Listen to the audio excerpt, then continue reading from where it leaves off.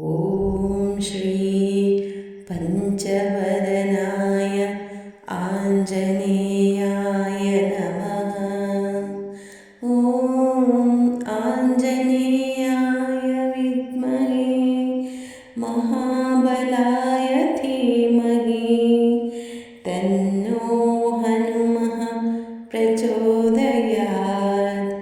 ॐ हनुमते ॐ श्री पञ्चवदनाय आञ्जनेयाय नमः। ॐ आञ्जनेयाय विद्महे महाबलाय धीमहि तन्नो हनुमः प्रचोदयात्। ॐ हनुमते नमः। ॐ श्री पञ्चवदनाय आञ्जनेयाय नमः।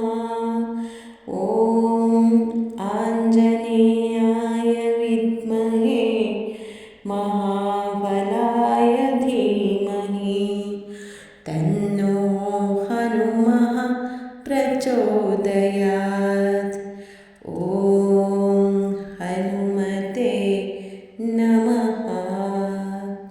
ॐ श्री पञ्चवदनाय आञ्जनेयाय नमः। ॐ आञ्जनेयाय विद्महे महाबलाय धीमहि तन्नो हनुमः प्रचोदयात्। ॐ हनुमते नमः। ॐ श्री पञ्चवदनाय आञ्जनेयाय नमः। ॐ आञ्जनेयाय विद्महे महाबलाय धीमहि तन्नो हनुमः प्रचोदयात्। ॐ हनुमते नमः। ॐ श्री पञ्चवदनाय आञ्जनेयाय नमः। ॐ आञ्जनेयाय विद्महे महाबलाय धीमहि तन्नो हनुमः प्रचोदयात्। ॐ हनुमते नमः। ॐ श्री पञ्चवदनाय आञ्जनेयाय नमः। ॐ आञ्जनेयाय विद्महे महाबलाय धीमहि तन्नो हनुमः प्रचोदयात्।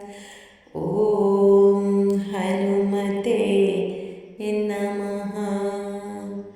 ॐ श्री पञ्चवदनाय आञ्जनेयाय नमः। ॐ आञ्जनेयाय विद्महे महाबलाय धीमहि तन्नो हनुमः प्रचोदयात्। ॐ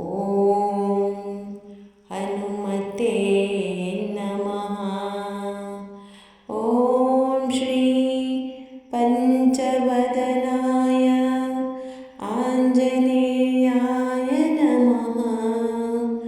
ॐ आञ्जनेयाय विद्महे महाबलाय धीमहि तन्नो हनुमः प्रचोदयात्। ॐ हनुमते नमः। ॐ श्री पञ्च पञ्चवदनाय आञ्जनेयाय नमः। ॐ आञ्जनेयाय विद्महे महाबलाय धीमहि तन्नो हनुमः प्रचोदयात्। ॐ श्री पञ्चवदनाय आञ्जनेयाय नमः। ॐ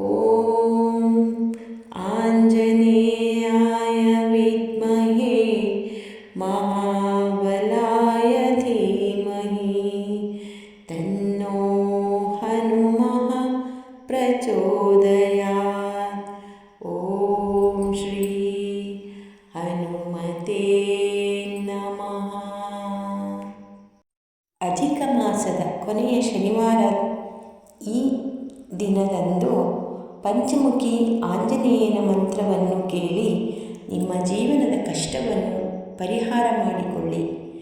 ಈ ಮಂತ್ರದ ಧ್ವನಿ ತರಂಗಗಳು ನಿಮ್ಮ ಮನಸ್ಸಿನ ಮೇಲೆ ಆಗುವ ಪರಿಣಾಮವನ್ನು ನೀವೇ ಗಮನಿಸಿಕೊಳ್ಳಿ. ಧನ್ಯವಾದಗಳು.